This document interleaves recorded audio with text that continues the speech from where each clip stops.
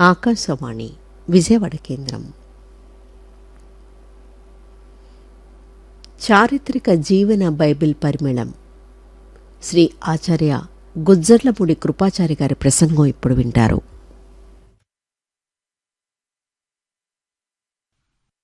పవిత్ర Bible గ్రంథంలోని చారిత్రక, సాంస్కృతిక, సాహిత్య, సామాజిక జీవన విధానంతో పాటు విజ్ఞాన విషయ వివరణలను చారిత్రక జీవన బైబిల్ పరిమళం అనే శీర్షికన మొదటి భాగం వింటారు. సమర్పణ ఆచార్య గుజ్జర్లమూడి కృపాచారి గారు. చారిత్రక జీవన బైబిల్ పరిమళం మొదటి భాగం వినండి. విశ్వం ఓ విజ్ఞాన ఖని, విశ్వం తరతరాల గని, విశ్వం ఏ మేధకు అందనటువంటిది.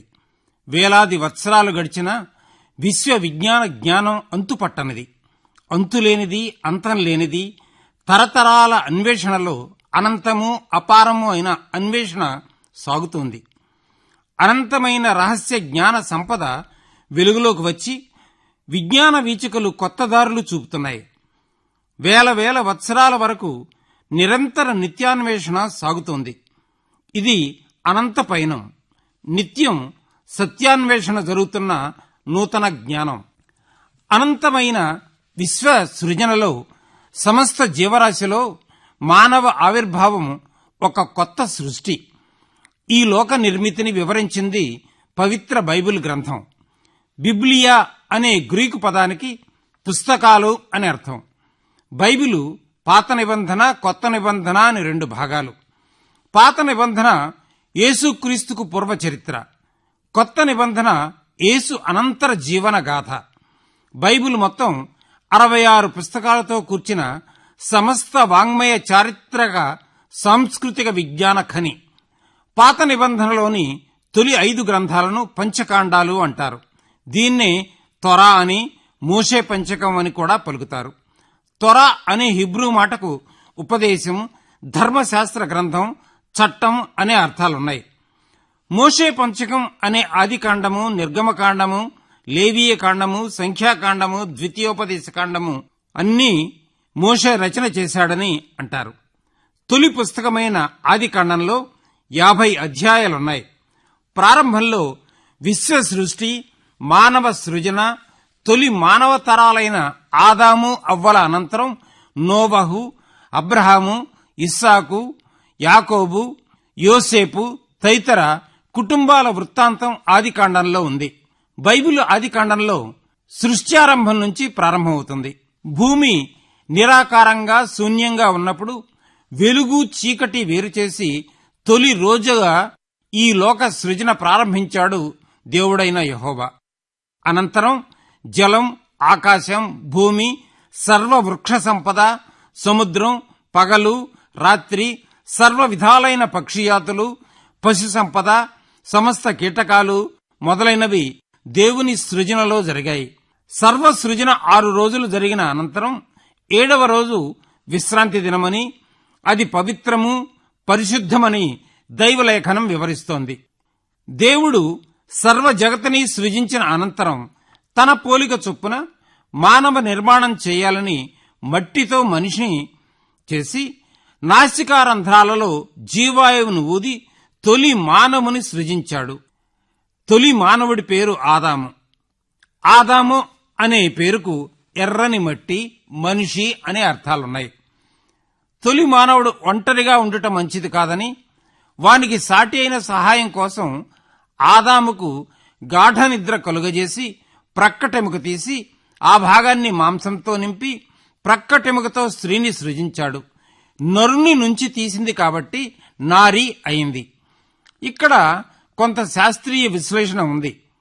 సర్వ శరీరాకృతి గల మానవునికి గాఢ నిద్ర కలుగజేసి ప్రక్కటెముకను తీసి స్త్రీగా సృజన చేయడం జరిగింది.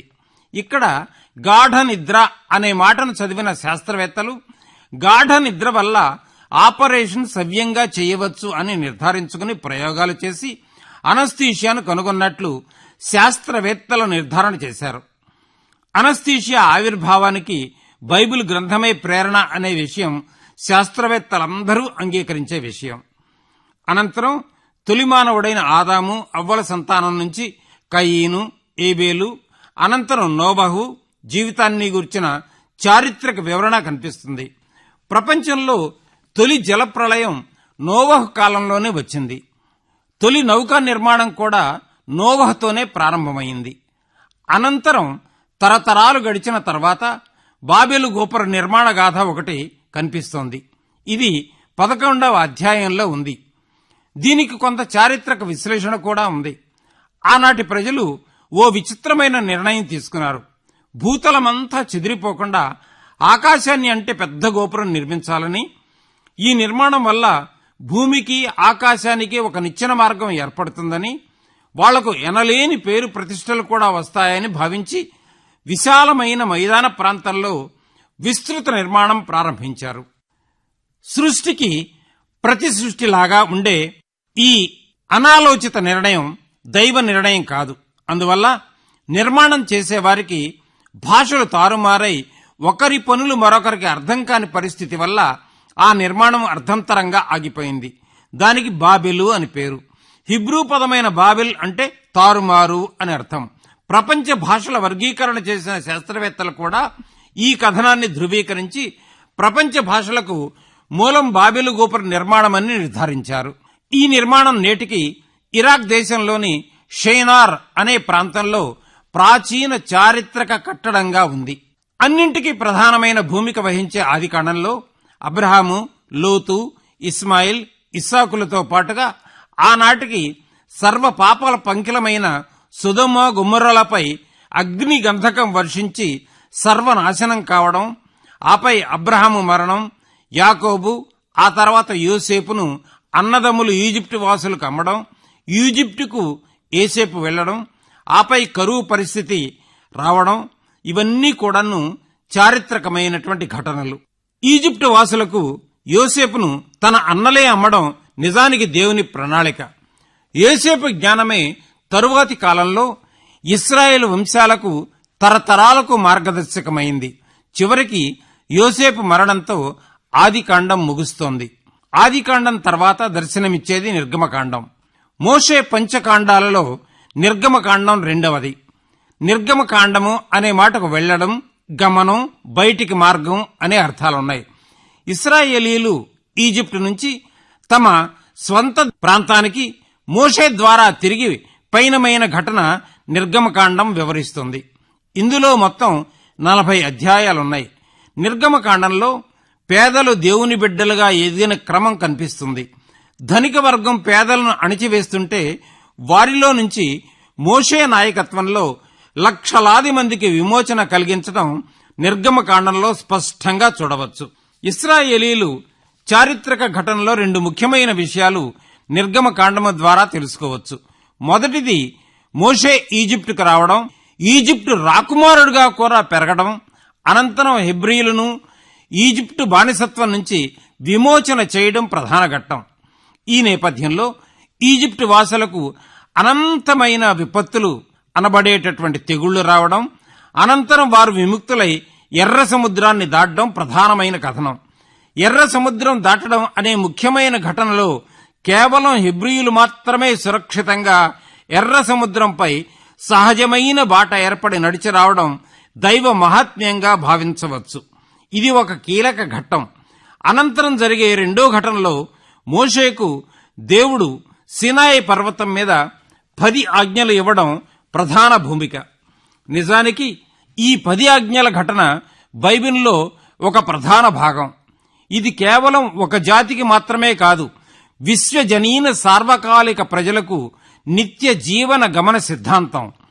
10 ఆజ్ఞలు మానవ జీవితాలకు తరతరాలకు దేవుడిచ్చిన నిత్య సత్య జీవన రాజ్యాంగం. 10 ఆజ్ఞలు అనే భాగం 20వ అధ్యాయంలో మొదటి నుంచి 17వ వచనాల్లో సంపూర్ణంగా ఉంది. ఈ అధ్యాయంలోనే వారి పండుగలు, చారిత్రక సాంస్కృతిక జీవన విధానం కనిపిస్తోంది.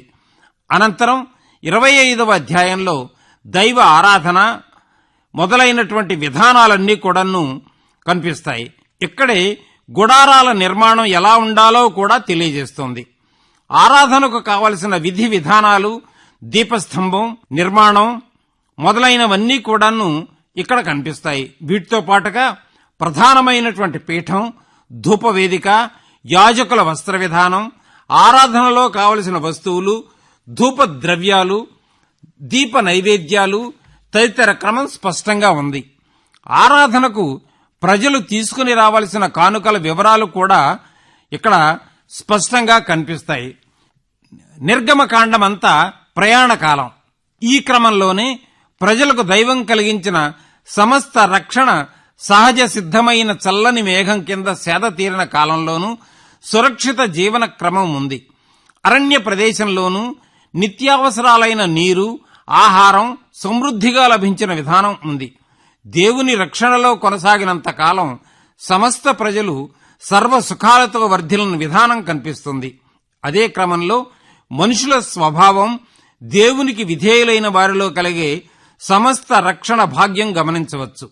నిర్గమకాండం 40వ అధ్యాయంతో ముగుస్తుంది. మోషే పంచకాండాలలో మూడవది లేవీయకాండం. ఇది మొత్తం 27 అధ్యాయాలున్న విధి విధానాల గ్రంథం. హిబ్రూ లేఖనాల్లో ఇశ్రాయేలీయుల యాజకత్వ విధి విధానాల వివరాలు ఈ భాగంలో ఉన్నాయి. లేవీయులు నిర్వహించే పూజా విధి విధానాలు, ఆరాధనకు ఉపయోగించే పవిత్ర ఉపకరణాలు, వాటి నిర్వహణ బాధ్యత మొదలైనవన్నీ కూడా లేవీయకాండం వివరిస్తుంది. ఈ ఆచార విధి విధానాలు చేయవలసిన పద్ధతులతో పాటు ఎందుకు చేయాలో కూడా లేవీయకాండం చక్కగా స్పష్టంగా వివరిస్తుంది. మానవ జీవితంలో పరిశుభ్రతకు ప్రాధాన్యతనివ్వాలి.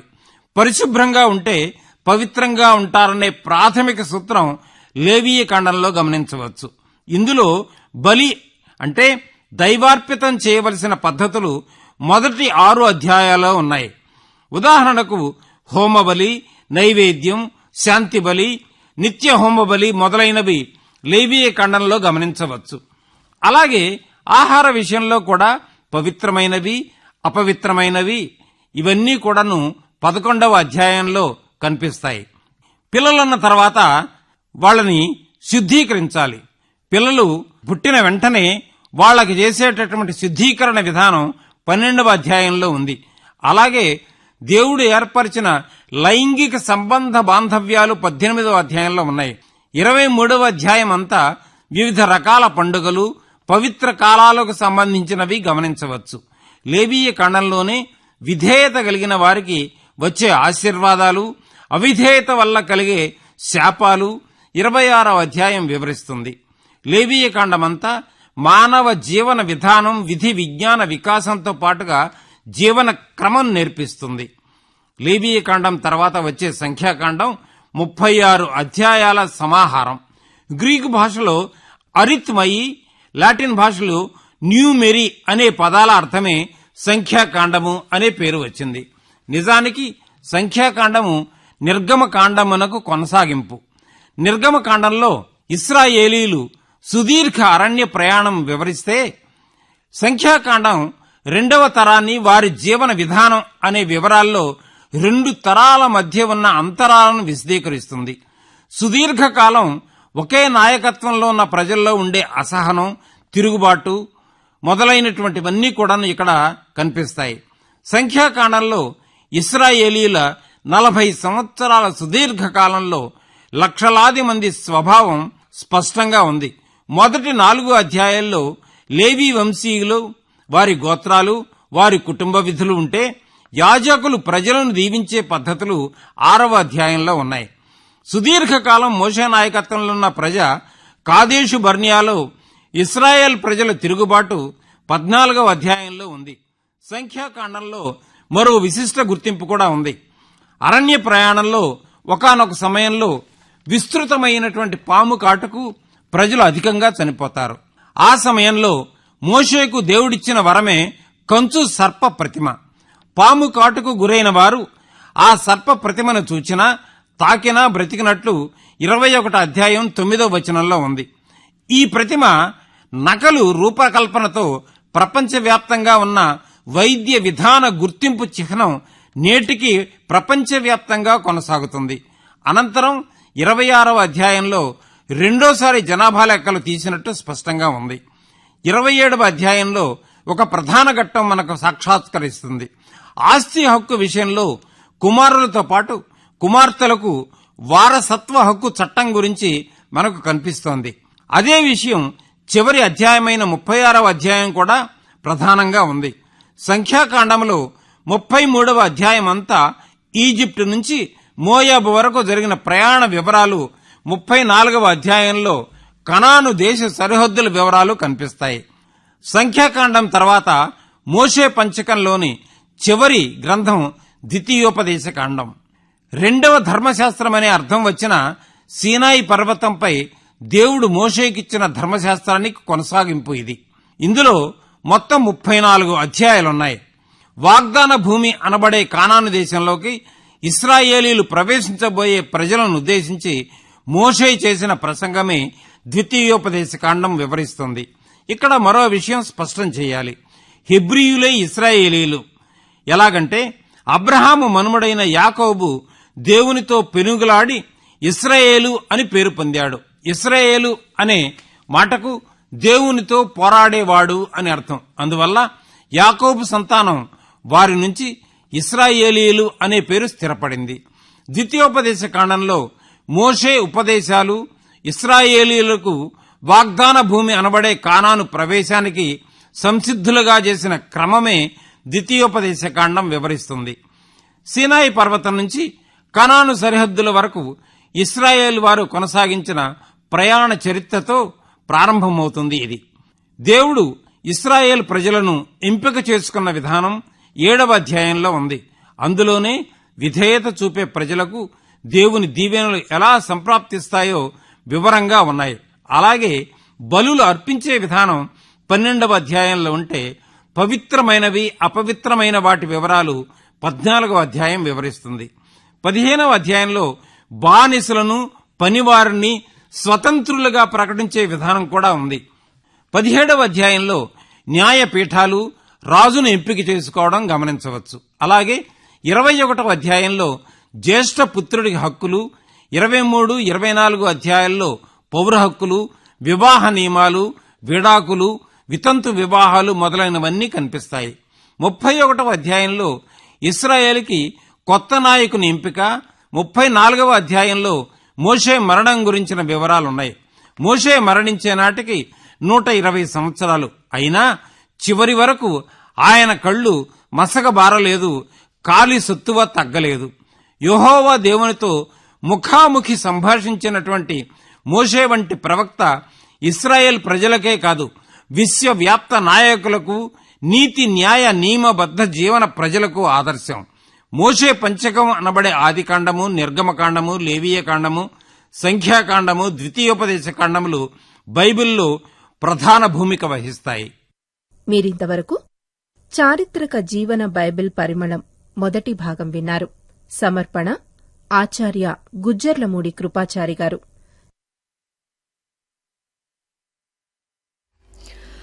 ఆకాశవాణి విజయవాడ కేంద్రం.